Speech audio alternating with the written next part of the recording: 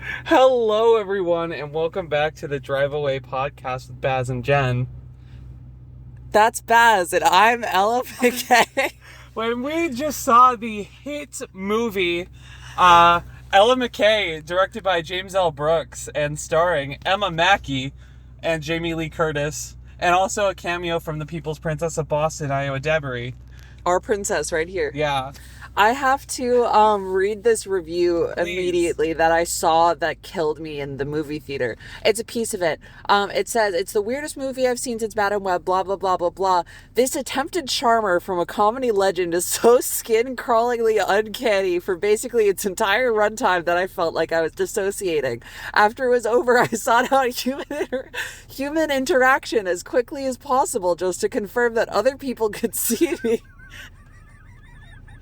And that I was still alive and not stuck in some kind of manic, overstyled purgatory. To watch it is to become a stranger in a strange land." Actually fucking incredible. That is what it felt like. This movie, the first thing that I did after this movie ended was Google, "Is James L. Brooks autistic?" There were no results. But I genuinely can't comprehend how this movie exists. Like, I don't know anything about Emma Mackey beyond her being in, was she in Barbie? Mm-hmm. Yeah, she was in Barbie.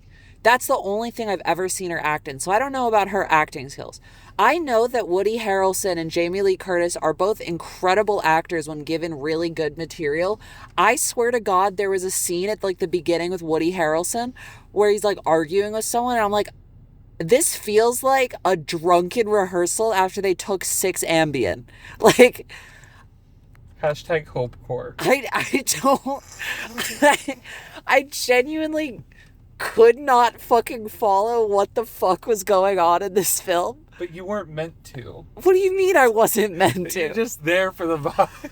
The vibe was what? Like, it felt like an autistic kid was like explaining Please be careful. politics to me. Two of my 3 best friends in the world are very autistic. No, I know. I mean this kindly. But I mean this incredibly kindly. It felt so unaware of everything social ever, and none of the dialogue is how anyone would ever talk, and I felt like all of the main cast had had a stroke before filming. wait, I did the wrong leg Except, for the Ella McCay what's his name? challenge. Kumail Nanjiani? Yeah. Yeah, he was fine. He just was himself. I did the wrong leg.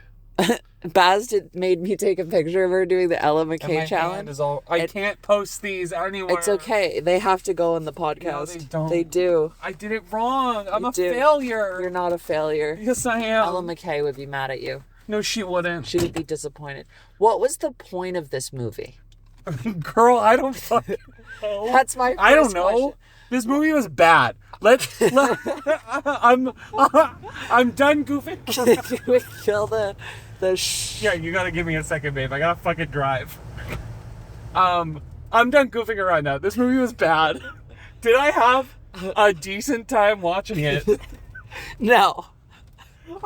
I would actually say yes. I had Purely because of how fucking baffling it was. No one in this movie is a real person. No one in this movie is even my dearly beloved Ayo Edebiri giving it the best she's got with this script. and it wasn't good. She was okay, but my God, She felt like Sydney and the Bear. She felt like a poor imitation of Sydney and the Bear. She was not acting in any way beyond just playing Sydney from the Bear as a caricature. I bet you money that James L. Brooks, or whatever the fuck this guy's name is he went, "I like Sydney in season 1 of The Bear, just do that." yeah. And that's like all she did. Yeah, this movie's bad. There are parts of it that I was like, yeah, okay, fuck it. I'm kind of here, like, for the ride. Nothing makes sense. None of the plot threads are really, like, wrapped up well. No. It ends with a quote that's, there's no word for the opposite of trauma. First off, but hope don't gets finish pretty it. close. I didn't want you to finish it because I wanted to don't give care. context.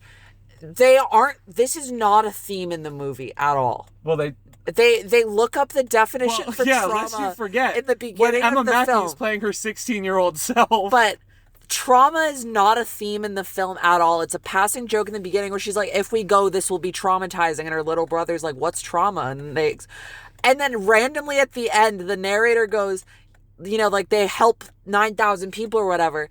And then she goes, and there's no word in the English language that's the opposite of trauma. But hope comes pretty close. And that's it. That's the end of the movie. And Ella McKay will be back in Avengers Doomsday. It's true. It's true. Calling it here right now, folks. Yeah, no, I don't really have a lot to say about this movie. It's bad. Why the fuck did this asshole not go in front of me? You should have something No, I know. It's bad. I think I see what the intent was of trying to make like a feel-good movie from 2006. It felt very 2004. Given that it takes place in 2008. But in which state? We don't know. The state she grew up in, of course. No, the state she was born and raised in. And of course, we don't know what political party she's the governor for. It's just the party. Seemingly Democrat, but question mark. But it's 2008, so who really knows? Well, this is, as the narrator said, this is back when we all still liked each other, which I don't think is exactly... Honk your horn. Guys, here on the Driveway Podcast, we sometimes get into driving issues. Never because of me. And there's oh, that's not a cop. Never mind. I was about to say. At the children's music charity. Hey, you know what? Maybe they run in that shit like the Navy. Who knows? But anyways, yeah. I see the attempt of what it was trying to be. It felt like a TV movie. It felt like a Hallmark version of The Holdovers, but instead of boarding school, it was politics. And I loved how the left side of our theater's screen was blurry. I don't know if you ever noticed that.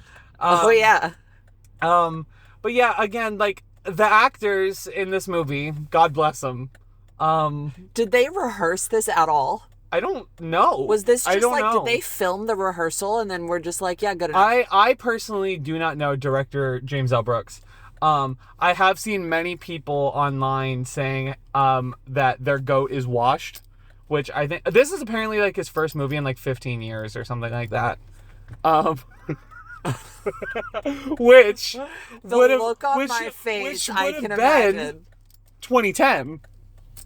The look on my fucking face. Sorry, my back window is getting all foggy. I have to blast this a little bit. But yeah. It's actually baffling to me that this movie exists in the capacity that it does and was able to get Jamie Lee Curtis and Woody Harrelson. Yeah.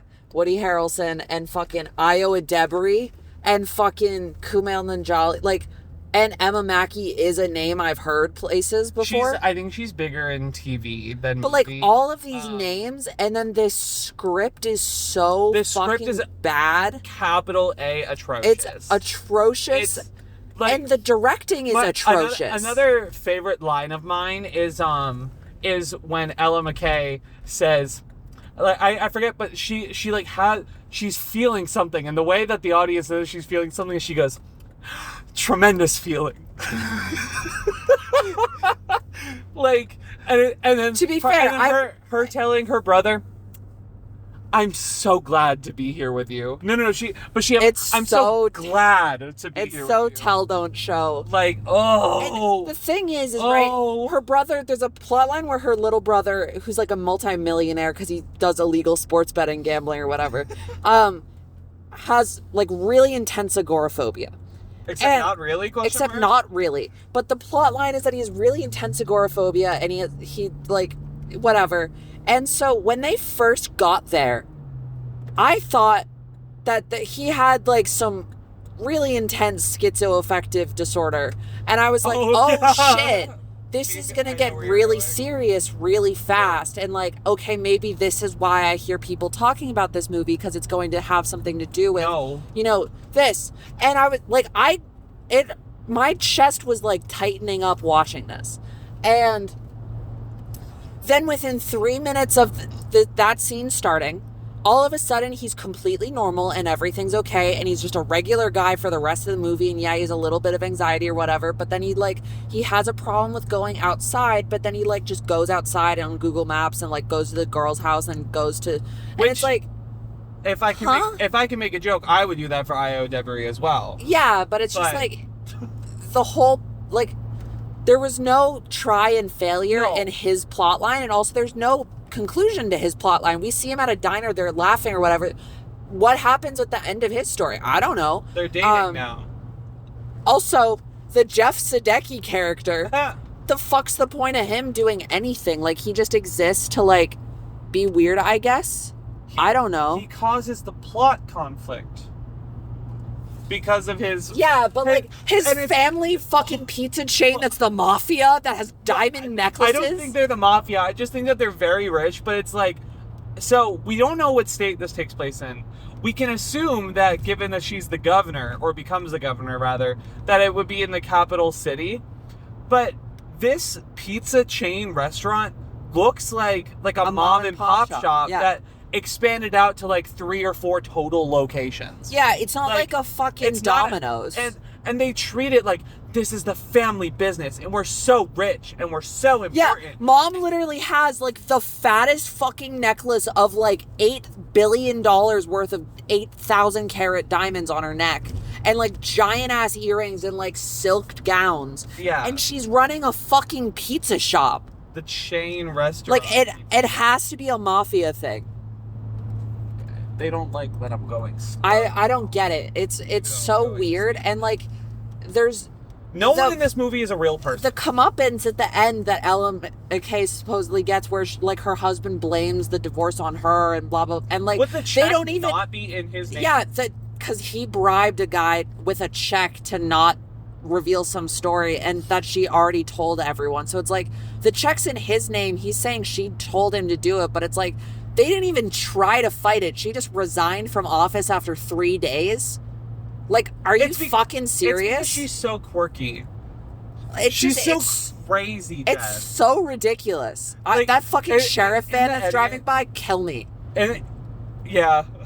In the edit for this video, when I said she's so crazy, can you put that meme of that woman in the grocery store with a bag of fries on her head? I don't know what that is. You do. I just don't. aren't remembering. I'm not gonna do that. And she's so crazy. Love her. I'm not gonna do that. A bag of fries? Yes. But I think they're fries. Anyways, but yeah, that's kind of what Ella McCay is. It's like she's so quirky and she's doing it her own way, and somehow like it's not quite like Manic Pixie Dream Girl because it's not like in relation to men, rather it's very Manic Pixie Dream Girl but for quirky autistic women. Yeah, but I didn't like her like that. You know what I was gonna say? I'm not gonna say it on the podcast. You know who I'm thinking about that I think would be like, this movie's great. Yep, I do. I love you dearly, my love. She would not have a problem with the dialogue in this movie. I think that, yeah, it's like, it feels like I'm watching a movie that's a movie for, like, within a movie. Like, it's a movie that, like, characters within a are piece being of like, media wow, look at this movie, it's so bad. Not even that. It just feels like it's something that's fake. Yes. It feels the second unit went off and shot it. Artificial. The script was 20 seconds because it's just background noise. I would not be surprised if a lot of the scenes the director was like, we don't have a script, just improv it. That's what this was. That would not shock me at all. That is what every scene with Woody Harrelson, that is definitely what this they were was. like, just go do whatever. Wow. That's what this was. Fuck this movie. I love several of the actors in this film. Though, isn't Jamie Lee Curtis a Zionist? I don't know. But regardless, I like screaming at the top of my lungs. You should have had that Oscar. That's true. Screaming at the top of your lungs is an incredibly cathartic experience. I think that's how we should end the podcast. Well, first I have to ask a question. But that is the only thing in this movie that I can relate to. It's a powerful feeling. Tremendous feeling. Tremendous feeling. Baz, what is your Letterboxd rating? I gave it a 1.5. That might go down. Yeah. I think it's because I had a lot of joy watching this movie because I've seen many memes on Twitter of this being Okay, like, that's the enough. worst thing. That's enough. But just let me finish. It's probably gonna go down to like a 1.